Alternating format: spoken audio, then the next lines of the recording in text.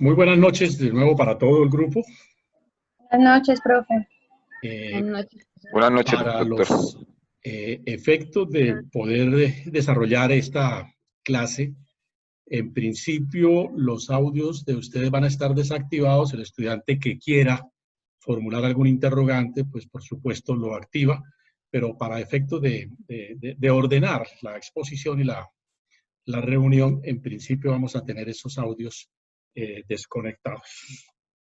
Esta es una sensación y una experiencia nueva, una especie de vivencia que nos corresponde por razón de la coyuntura por la que atravesamos, bueno, no solamente en Colombia, en el mundo en general, por las causas y las circunstancias que son perfectamente conocidas por todos ustedes.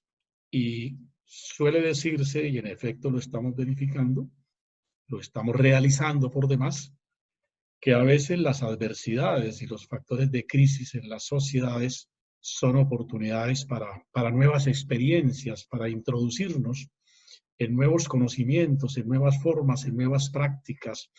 Y creo que eso es justamente lo que estamos haciendo, lo que la universidad se propone hacer para darle continuidad a su esfuerzo y a su propósito compartido con ustedes, por supuesto, de este programa académico. Las relaciones sociales, hay relaciones sociales, por crítico que sea el momento histórico, que no pueden suspenderse, que no pueden paralizarse, que no pueden detenerse. Y esta relación académica es justamente una de esas circunstancias a las que por sobre cualquier dificultad, por encima de las adversidades y de los contratiempos, las universidades, como acontece en la generalidad del país, y desde luego nosotros estamos ahí, pues nos hemos sobrepuesto y por eso recurrimos hoy a este medio de comunicación. Decía algún célebre pensador que cualquier tecnología suficientemente avanzada es una magia. Y yo creo esta noche sentirlo de esa manera. Es por lo demás, en el caso personal, una magia fantástica, una magia maravillosa porque nos permite continuar esta relación académica. Por manera, mis queridos estudiantes, que con esta breve eh, referencia al momento histórico y a la coyuntura por la que estamos atravesando, damos inicio a la clase.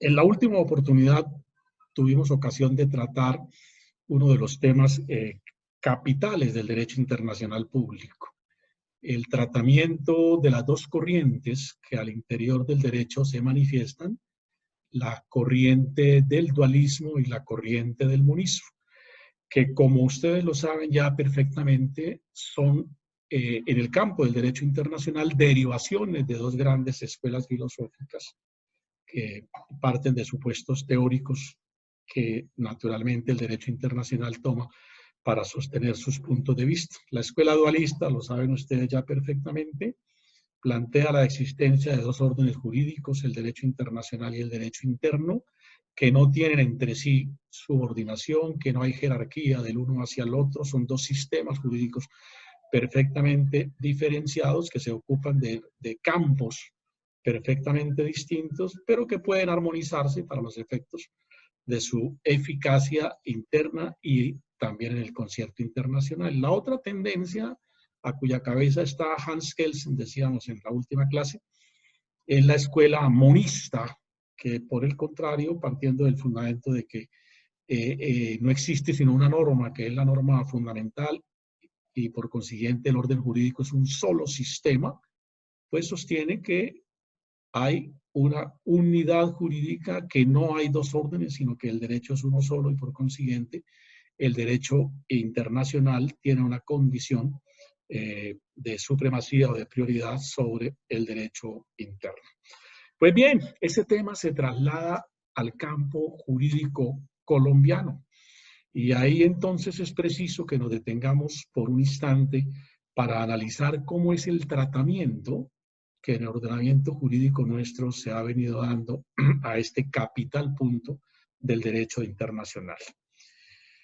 Digamos en primer término en una muy rápida referencia histórica, que el derecho internacional, más concretamente la jurisprudencia de nuestros cuerpos judiciales, se han tratado el tema, y según sea el momento histórico en que les ha correspondido hacer pronunciamientos, los ha habido, digo, pronunciamientos de diversa índole y de distinta naturaleza. Entonces, veamos esas secuencias históricas de manera por demás muy rápida. El primer gran periodo del que se ocupa la Corte Suprema de Justicia, como quiera que a ella se le encomienda en 1914 la función de ejercer la garantía de la supremacía de la norma constitucional, va justamente de 1914 a 1985. Comienza en 1914 porque por sus cursos de historia constitucional ustedes recordarán que con la reforma constitucional de 1910 se creó la jurisdicción constitucional y se le confió esa tarea a la Corte Suprema de Justicia, que para entonces existía, y esa Corte cumplió por muchísimos años con la misión constitucional que le fuera encomendada en el sentido de garantizar el principio de la supremacía de la norma constitucional. De 1914 a 1985 va ese primer gran periodo de pronunciamientos del Alto Tribunal en relación con el conflicto, tratados internacionales, derecho interno. Durante todo ese periodo, los pronunciamientos de la Corte Suprema de Justicia tuvieron siempre una posición unánime. La Corte se declaró inhibida para conocer cada que le correspondía hacer pronunciamientos sobre la constitucionalidad de los tratados internacionales. La Corte sostuvo por todo este tiempo, de 1914 a 1985, que los tratados son acuerdos de voluntades entre dos estados que no se pueden dejar sin efecto unilateralmente por razones de seguridad jurídica internacional, y por otra parte porque la Corte dio prelación al principio del pacta sunt servanda, un principio básico del derecho internacional que traduce el que los tratados deben cumplirse de buena fe por las partes que lo han suscrito. Bajo esos dos supuestos, la Corte Suprema de Justicia siempre mantuvo la posición de declararse inhibida para el conocimiento de la constitucionalidad de los tratados internacionales, lo que en la práctica traduce que la Corte mantuvo una posición de claro corte monista, en cuanto le reconoce pues al tratado como norma de derecho internacional una mayor condición, una mayor jerarquía jurídica, y por consiguiente estima que no es viable hacer pronunciamientos sobre la constitucionalidad de los tratados internacionales. Bien, en 1985 la posición de la Corte empieza a variar. Ya la Corte empieza a tratar el tema de una manera un tanto diferente, y entre 1985 y 1991, un lapso relativamente breve, 6 años, la Corte mantiene o esboza 4 posiciones un tanto diferentes cuando quiera que le correspondió conocer sobre la inconstitucionalidad de los tratados internacionales. La primera tesis que sostuvo la Corte fue la que hasta entonces se había mantenido, es decir, la de declararse inhibida para conocer de las demandas de inconstitucionalidad contra las leyes aprobatorias de los tratados internacionales. La segunda tesis, que fue por sobre todo esbozada principalmente en salvamentos de voto antes que en sentencias propiamente dichas, sostuvo que la Corte sí tenía competencia para conocer de las demandas de inconstitucionalidad contra las leyes aprobatorias de los tratados internacionales, porque a la luz del viejo artículo 214 de la Constitución de 1886, a la que nos estamos refiriendo obviamente, se le había entregado a la Corte la competencia de ejercer por sobre cualquier otra consideración el principio de la supremacía de la norma de carácter constitucional. Entonces hubo salvamentos de voto ya, valga resaltar, aunque no fue una posición mantenida en sentencias, sí en diversas oportunidades algunos magistrados sostuvieron la tesis de la competencia de la Corte para abordar la constitucionalidad de las leyes aprobatorias de tratados internacionales. Una tercera posición, un tanto ecléctica, un tanto intermedia, en la medida en que trata de conciliar un tanto las dos posiciones, sostuvo que la Corte no tiene o no tenía competencia para conocer de la constitucionalidad de las leyes aprobatorias de los tratados públicos, en tanto sobre esos tratados ya el gobierno hubiese ejercido lo que llamamos el canje de notas o la ratificación del tratado. Valga decir que cuando se han perfeccionado todos los pasos que son necesarios para que un tratado internacional a la luz del derecho colombiano cobre eficacia jurídica, dijo la Corte en su momento, pues obvio es entender que no tiene competencia para conocer de esos tratados. Pero en tanto, he ahí lo novedoso de esa tercera posición, que a nuestro juicio es un tanto conciliatoria, en tanto estemos en el interregno entre la ley aprobatoria del tratado y el canje de notas, valga decir, se aprobó la ley contentiva del tratado internacional, pero el gobierno no la ha ratificado todavía, no ha entrado en vigencia, no ha cobrado efectividad, no tiene eficacia jurídica, es procedente por parte de la Corte conocer de su constitucionalidad si contra ella se hubiese promovido alguna acción pública de inexequibilidad. Y la cuarta posición que sostuvo la Corte es que la Corte sí tiene competencia para conocer de la constitucionalidad de las leyes aprobatorias de tratados internacionales en cuanto esa ley aprobatoria del tratado internacional presente vicios de forma en su tramitación o expedición. Naturalmente, reafirmó la tesis de que el control constitucional por aspectos sustantivos o de fondo no tenía la Corte competencia para hacer pronunciamientos. Esas fueron las cuatro tesis que la Corte manejó entre el periodo comprendido año 1985 y año 1991. ¿Por qué 91? Porque en el año 91, como ustedes lo saben, cambia el sistema constitucional colombiano y entramos a la fase ya de la Corte Constitucional. Se acaba el control de constitucionalidad que hasta entonces ejerció la Corte Suprema de Justicia, y al crearse por la Carta del 91 como Tribunal Supremo de carácter constitucional, la llamada Corte Constitucional, pues esta adquirió la competencia para hacer pronunciamientos en este sentido, sobre este particular. En efecto, el artículo 241, numeral 10 de la Constitución, que les ruego a ustedes ir consultando en su texto, establece para la Corte Constitucional competencia en materia de revisión de las leyes aprobatorias de tratados internacionales. Me voy a permitir repasar, aunque les ruego a ustedes hacerlo ahí por su propia cuenta, verificar el texto del artículo en la parte pertinente de la competencia de la Corte en cuanto alude al conocimiento de las leyes aprobatorias de tratados internacionales.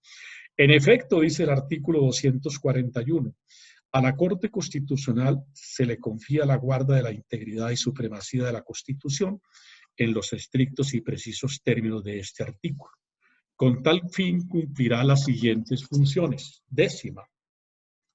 Decidir definitivamente sobre la exequibilidad de los tratados internacionales y de las leyes que los aprueben. Con tal fin, el gobierno lo remitirá a la Corte dentro de los 6 días siguientes a la sanción de la ley. Cualquier ciudadano podrá intervenir para defender o impugnar su constitucionalidad. Si la Corte los declara constitucionales, el gobierno podrá efectuar el canje de notas. En caso contrario, no serán ratificados. No queda pues duda de ninguna índole de que al tenor del artículo leído 241 numeral décimo de la Constitución, la Corte Constitucional adquirió plena competencia para conocer de la constitucionalidad de las leyes aprobatorias de los tratados internacionales. Y cuando decimos plena competencia, estamos expresando que va, por supuesto, mucho más allá de lo que en 1985 había dicho en su última tesis la Corte Suprema de Justicia de que la competencia era solamente para conocer de vicios de forma. En el marco constitucional actual, valga decir, con el piso constitucional de la Carta del 91, artículo 241, numeral décimo, la Corte Constitucional tiene plena competencia para examinar la constitucionalidad de las leyes aprobatorias de tratados internacionales e insistimos, la referencia a plena competencia alude a la posibilidad de examinar el contenido, la parte sustantiva de los tratados internacionales para hacer pronunciamientos sobre el particular.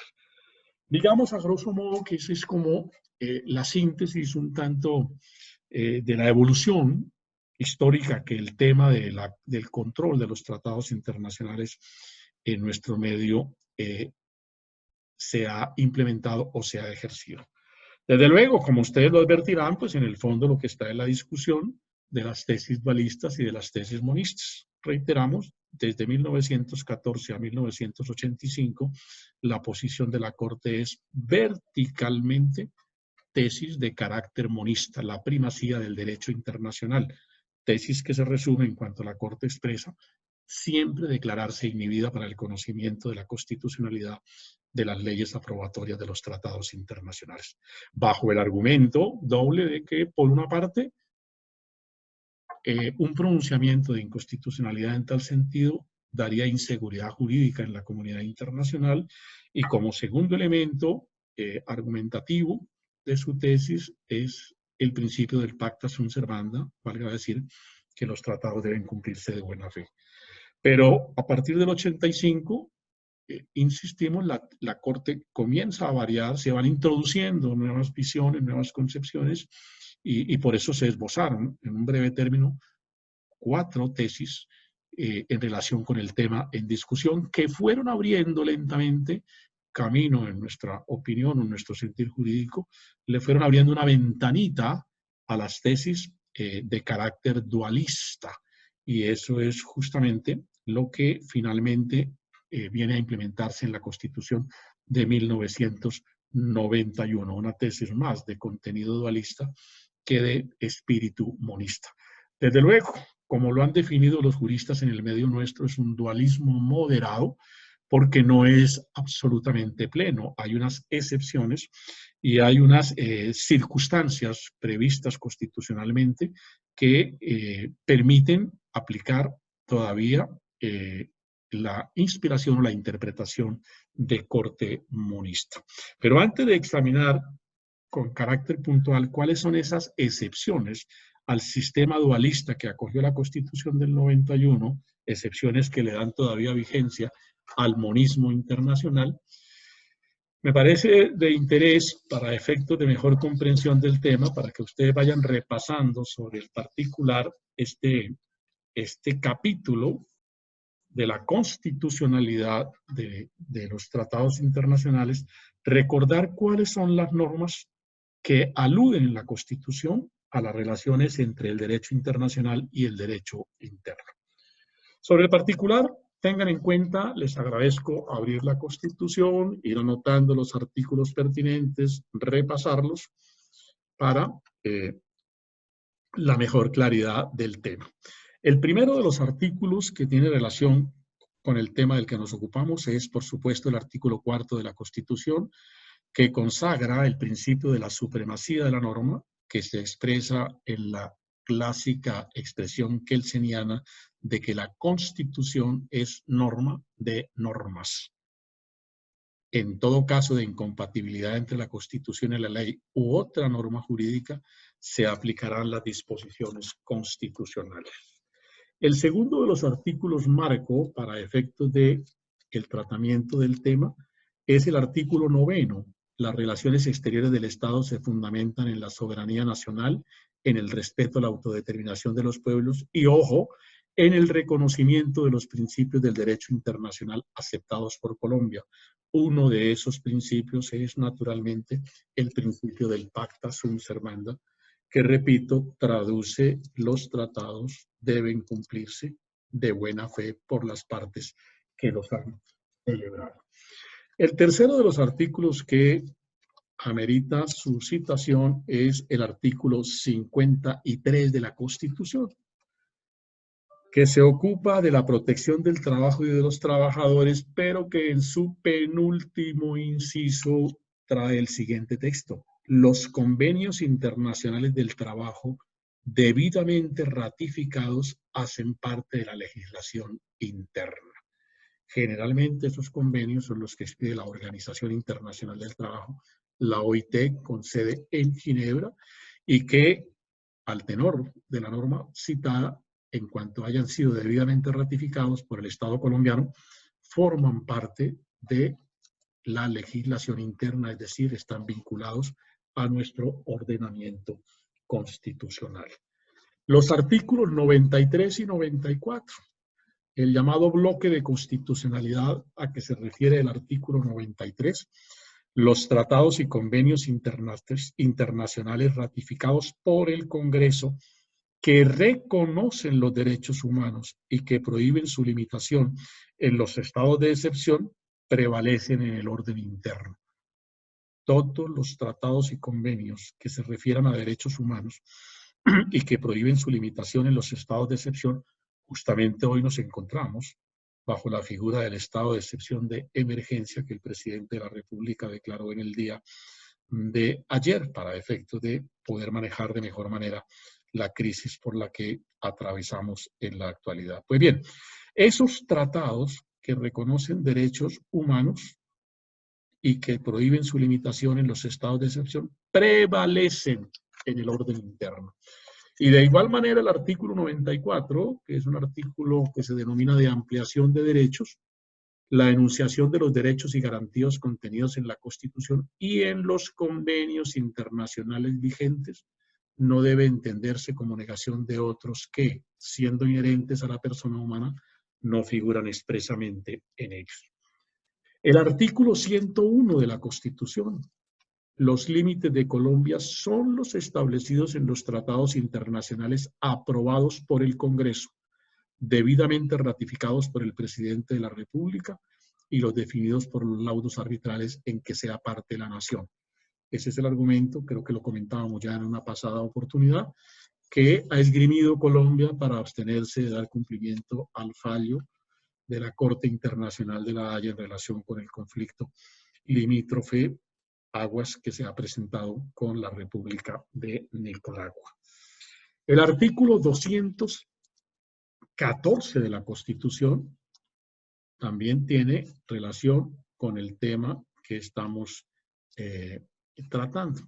El artículo 214, cuando habla de los estados de excepción, por supuesto, reglamenta que no pueden las disposiciones que se dicten en el ejercicio de las facultades de los estados de excepción pasar por encima de las reglas del derecho internacional humanitario. Dice el numeral segundo del artículo 214, no podrán suspenderse los derechos humanos ni las libertades fundamentales. En todo caso, se respetarán las reglas del derecho internacional humanitario. El artículo 224 de la Constitución, que es contentivo de la regulación de los tratados internacionales. Los tratados para su validez deberán ser aprobados por el Congreso. Sin embargo, el presidente de la República podrá dar aplicación provisional a los tratados de naturaleza económica y comercial acordados en el ámbito de organismos internacionales que así lo dispongan.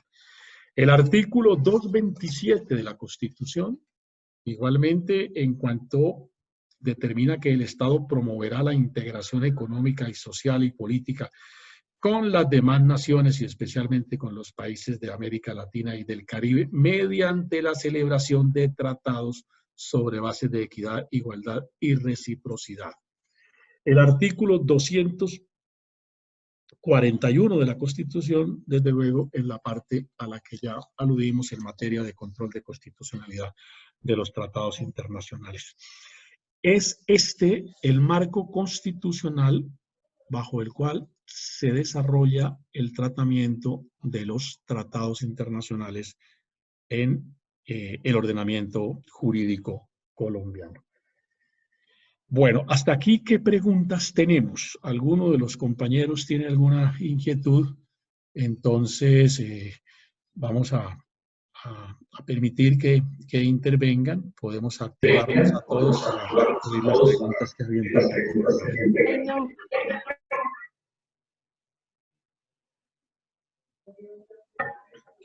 ¿Ninguna inquietud? ¿Ninguna pregunta?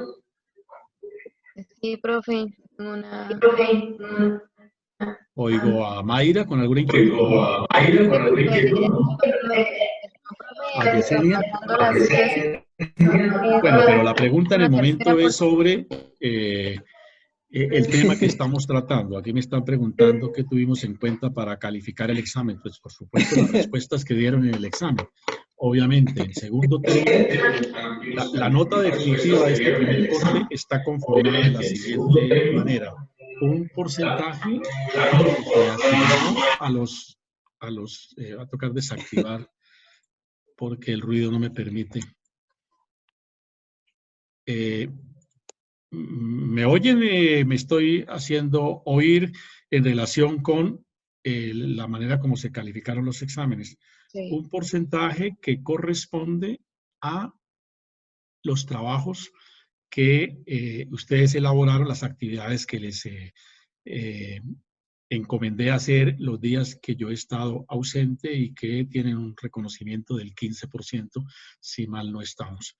El control de lectura, sobre la cual se evaluó el día jueves, tiene un porcentaje del 45%, y la prueba de conocimientos que hicimos el día viernes tiene un porcentaje del 40%.